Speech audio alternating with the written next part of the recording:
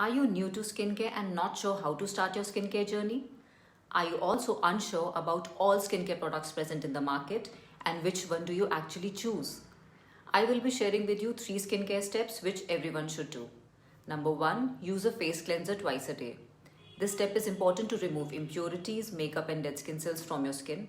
This will allow your skin to grow and is very important for step 2. Step 2, use a moisturizer. After cleansing, your skin will be dry. So using a moisturizer immediately after cleansing will help soften and hydrate your skin. If you have a dry dehydrated skin, choose a thicker moisturizer. And if you have an oily skin, choose a lighter or gel-based moisturizer. Step 3 is the most important step. Use a sunscreen during the day. Choose a sunscreen between SPF 30 to 50. That ensures sufficient protection for your skin against UV rays.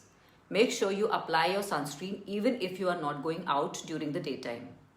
If you are new to skincare, drop your questions below.